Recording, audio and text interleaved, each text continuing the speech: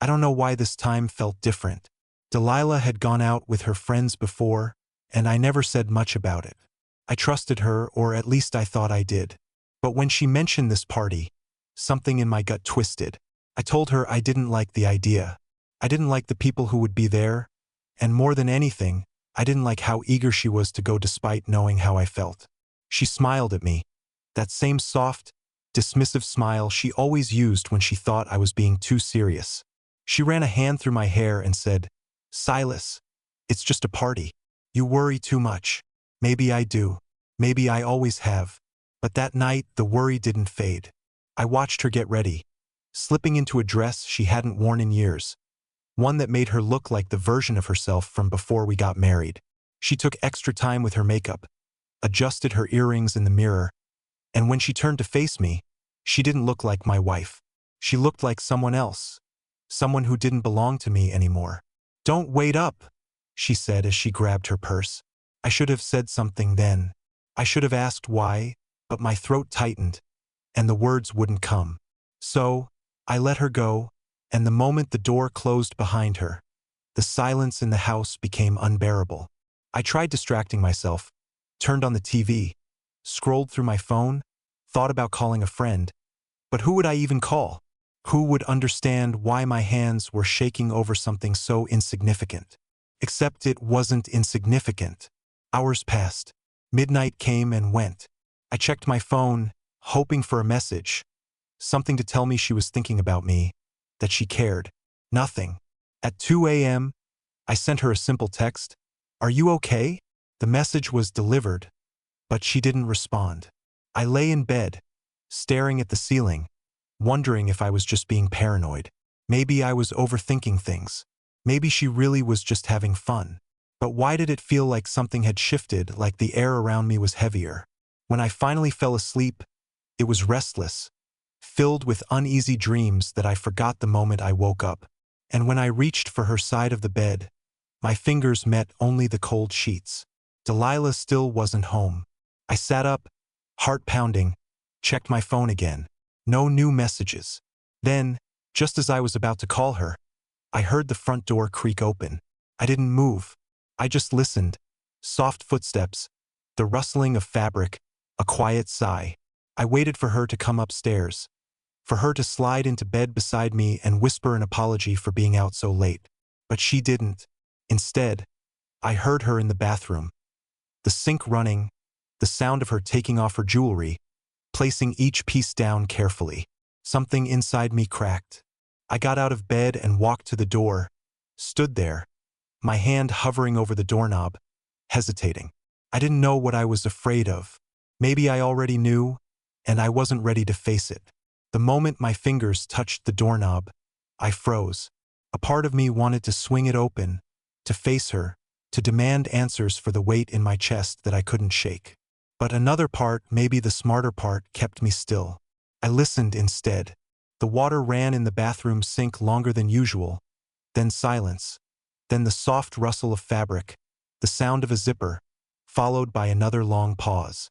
My breath was shallow, my heart hammering against my ribs. I felt like an outsider in my own home, an intruder in my own marriage. After what felt like forever, I finally turned the knob. She was standing at the sink, her back to me, staring at her reflection in the mirror. Her makeup was smudged, mascara slightly smeared beneath her eyes. The dress she'd been so excited to wear was wrinkled, slightly twisted around her waist as if she had put it back on in a hurry. She hadn't noticed me yet. I watched as she ran a trembling hand through her hair, exhaling deeply. She looked conflicted, tired. Not drunk, not exactly, but not sober either. The scent of perfume and something else, something faint but unmistakable, lingered in the air between us. When she finally lifted her gaze and saw me in the mirror, she startled slightly. Then, as if nothing was wrong, she forced a small smile. "You're still up?" she asked, her voice softer than usual.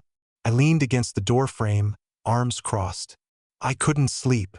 Her smile faltered. "You didn't have to wait for me." "I didn't," I said, and I wasn't sure if it was a lie. Silence stretched between us, thick and unspoken. I watched as she reached for a washcloth, dabbing at her face in slow, deliberate motions. Her fingers trembled slightly, but she kept her expression neutral, too neutral. I knew that look. I had seen it before on people trying to act normal when they had something to hide. "Did you have fun?" I asked, my voice careful. She hesitated just for a fraction of a second before nodding. "Yeah, it was good to see everyone."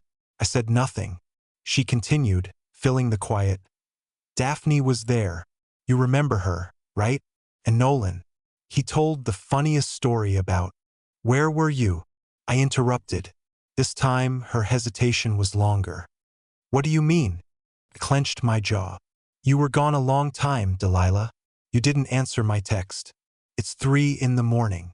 She sighed, setting the washcloth down. "My phone was in my purse. I didn't see your message." That wasn't an answer. She turned toward me then, wrapping her arms around herself. "Silas, I'm exhausted. Can we just talk in the morning?" I should have let it go. I should have let her crawl into bed. Should have rolled over and forced myself to believe that nothing was wrong. But something was wrong. I could feel it in the way she wouldn't meet my eyes, in the way she seemed to shrink into herself, in the way she smelled faintly of something that didn't belong to me. "Who were you with?" I asked, my voice lower now. She frowned. "I told you it was just—" "The truth, Delilah." Her lips parted, but she didn't speak. Instead, she exhaled sharply, brushing past me into the bedroom. "I'm not doing this right now," she muttered. I followed her. "Why not? You went to a party I told you I wasn't comfortable with. You stayed out all night. You didn't call, you didn't text, and now you're acting like I'm the one making this difficult." She turned around, her expression shifting to something colder. "You're being ridiculous, Silas." "No, I'm the one who's always been understanding. I've never told you where you can or can't go. I never stop you from seeing your friends. But this feels different, Delilah, and I think you know it does." Her jaw tightened. "You're paranoid." Maybe I was. Or maybe I had been ignoring the truth for too long. She pulled back the covers and climbed into bed, turning her back to me as if that was the end of the conversation. I stood there for a long time, staring at her, at the space between us that felt wider than ever. I didn't get into bed right away. Instead, I sat in the chair by the window, watching as the first hints of dawn crept through the blinds. She thought this was over, but I wasn't sure if I could just let it be. And I had a sinking feeling that this was only the beginning. I didn't sleep, not really. I dozed off in the chair by the window, the cold seeping into my bones as the night stretched on. Every time my eyes closed, my mind filled in the gaps that Delilah refused to. Who was she with? Where had she really been? What had she done? The questions gnawed at me, and no matter how much I tried to rationalize, tried to tell myself I was overreacting, the doubt had already taken root. At some point, the sky began to shift. The first dull streaks of light painted the walls, and I glanced over at the bed. Delilah was still curled up beneath the covers, her back to me, her breathing deep and even. She looked peaceful, unbothered, as if last night had never happened. For a moment I envied her, but then I saw her phone. It was lying on the nightstand, face down, slightly askew, as if she had set it down in a hurry. My pulse quickened. I wasn't the kind of man who snooped, but something about the way she had dismissed my concerns, the way she had shut me out, it made me feel like I had no choice. I reached for it before I could talk myself out of it. The screen lit up at my touch, but the moment I saw the lock screen, my stomach twisted. 3 missed calls. 1 unread message. All from the same number. A number with no name attached. A number that wasn't mine. I stared at it, my fingers tightening around the phone. The message preview was short, just a few words, but it was enough to send a chill down my spine. "Last night was unforgettable. Let me know when you're free again." The blood in my veins turned to ice. My mouth went dry. I swallowed hard, my heart pounding so loud I could hear it in my ears. I wanted to believe there was some kind of explanation. I wanted to believe that I had just misunderstood something, that maybe it was innocent, that maybe I was reading too much into it. But I knew better. Delilah shifted in bed, mumbling something incoherent before turning onto her back. I froze, still gripping the phone. For a second, I thought she'd wake up, but she just sighed softly, completely oblivious to the storm raging inside me. I needed answers. I put the phone down exactly where I had found it and stood up, my legs unsteady beneath me. My mind raced through 100 different scenarios, each worse than the last. I could wake her up right now. I could demand she explained herself. Could I know? I wasn't going to confront her half asleep, not when she could easily lie her way out of it, not when I was barely holding it together myself. I needed proof, real proof, and there was only one way to get it. I grabbed my keys and walked out the front door, not even bothering to be quiet. I needed space. I needed air. I needed to figure out what the hell I was going to do. The cold morning air hit me like a slap as I stepped outside. The streets were quiet, the world still waking up. I got into my car, gripping the steering wheel so tightly my knuckles turned white. Who was that number? And more importantly, did I really want to know? My hands shook as I pulled out my own phone. I copied the number from memory and did a quick search. Nothing. No name, no business, just a blank entry as if it belonged to a ghost. I gritted my teeth. Fine.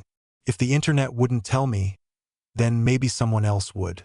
There was one person who might know something, someone who had been at that party. I scrolled through my contacts, stopping at a name I hadn't called in a long time. Leo. Leo had been my friend long before I even met Delilah. He was the kind of guy who noticed things that most people missed. And more importantly, he had never really liked my wife.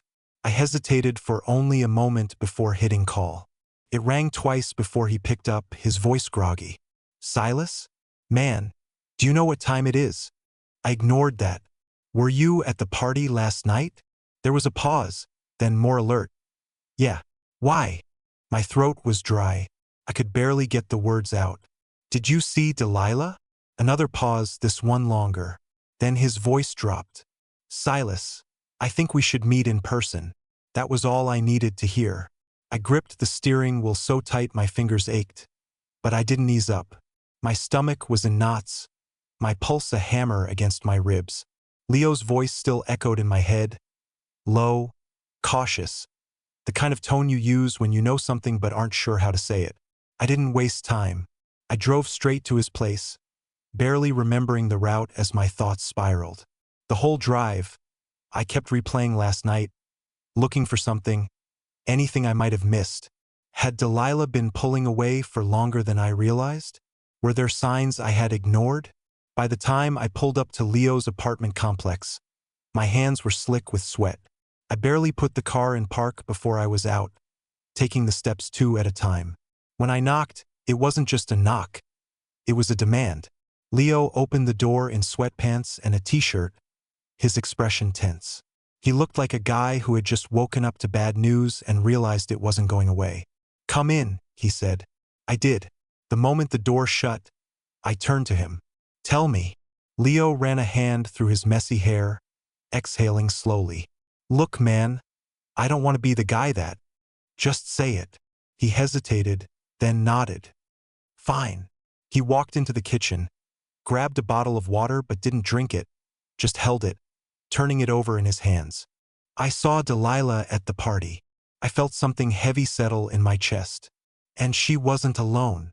The room suddenly felt smaller, like the walls were closing in. Who? Leo hesitated again, and I could see it, the internal debate playing out on his face, the kind of hesitation that only happens when you know the truth is going to wreck someone. Silas, man, I don't know the guy's name. I've seen him before, though, at other parties. He's familiar with a lot of people, if you get what I'm saying. I did, and I hated what I was hearing. Describe him. Leo sighed, rubbing his temple. Tall, dark hair, dressed too sharp for that kind of party, like he was trying too hard. He hesitated.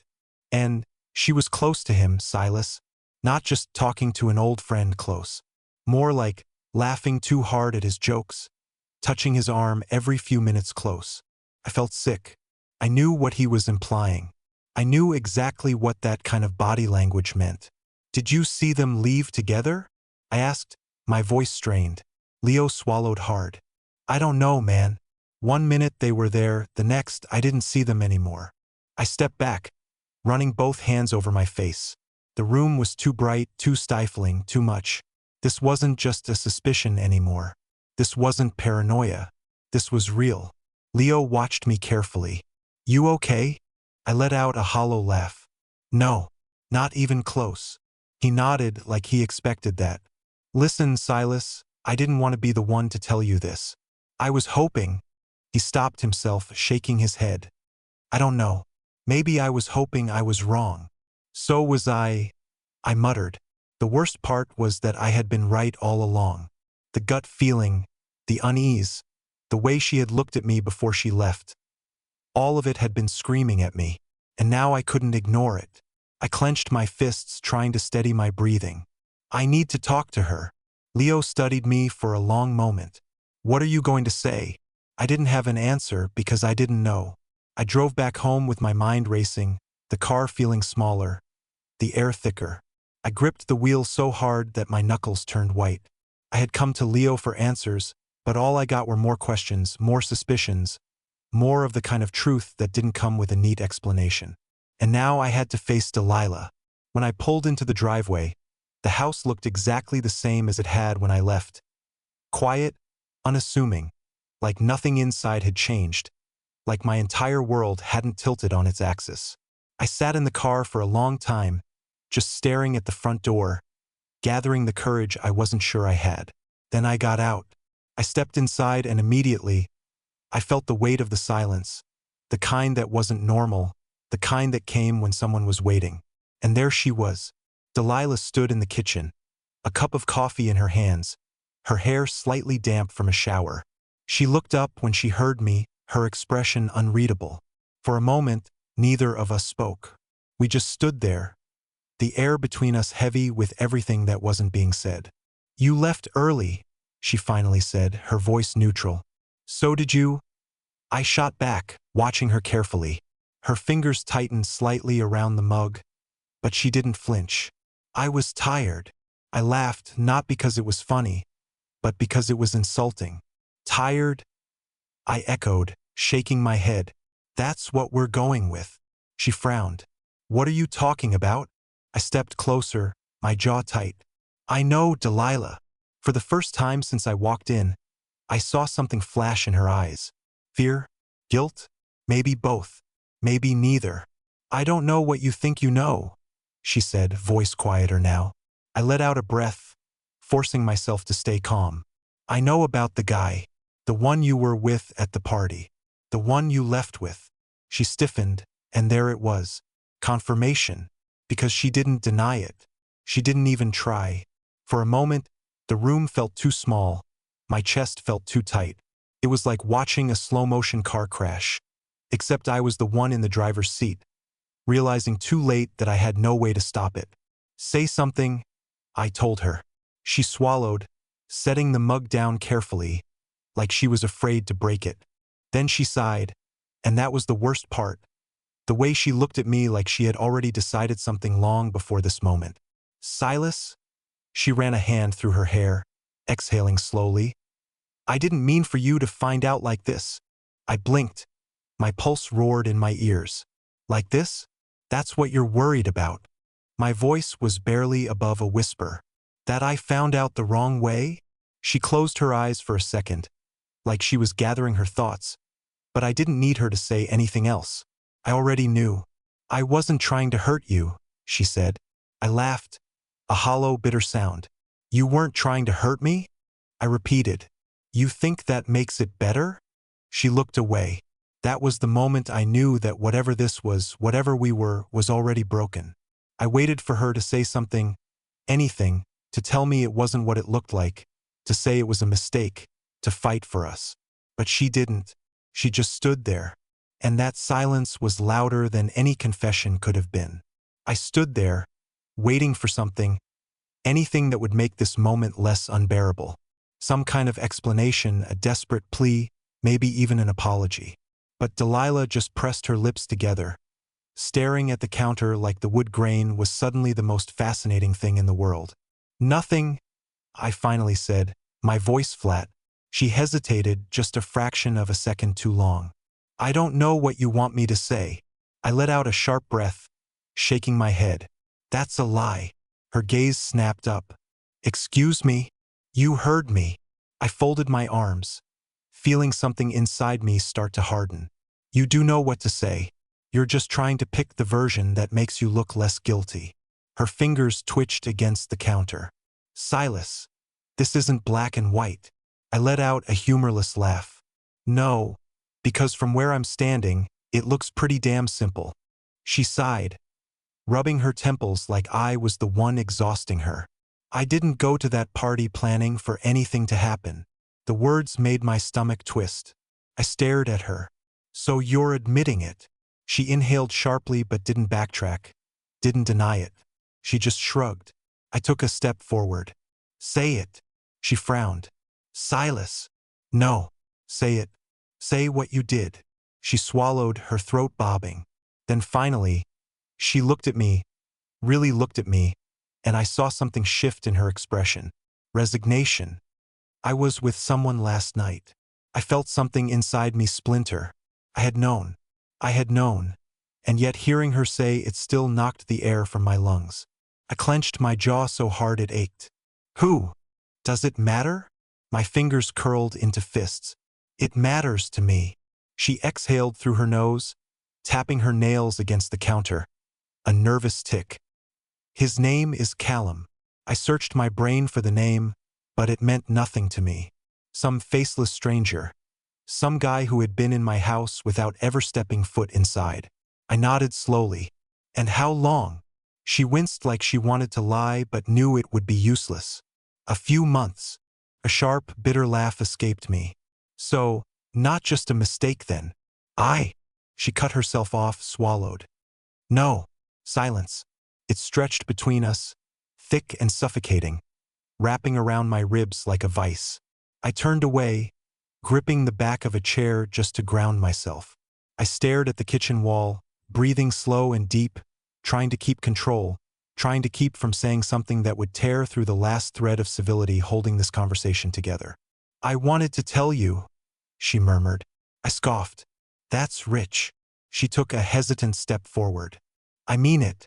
I held up a hand. Don't stand there and act like you're the victim in this. Her mouth snapped shut. I gave you everything, I said, my voice eerily calm. I trusted you. I stood by you. And the one time I tell you I'm not okay with something, you look me in the eyes and go anyway. Because what? It was more important than us. She looked away. She didn't have an answer. I let out a breath, stepping back.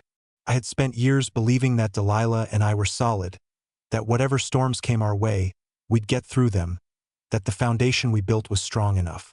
But now, standing in this kitchen, looking at her, I realized something. I had been the only one holding it up. She had let go a long time ago, and I had been too blind to see it.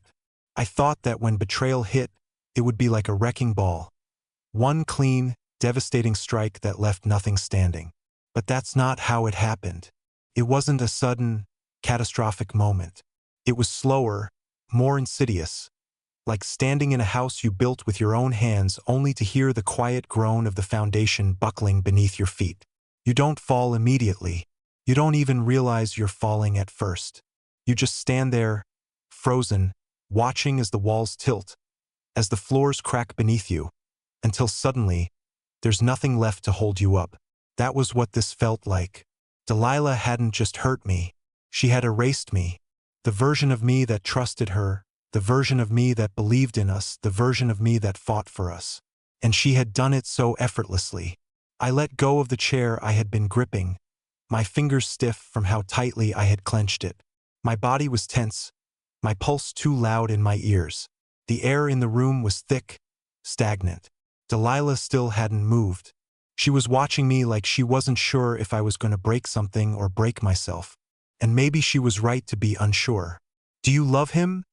My voice was hollow. She inhaled sharply. I don't know. I let out a slow breath, forcing myself to nod. Right. That was worse than a yes.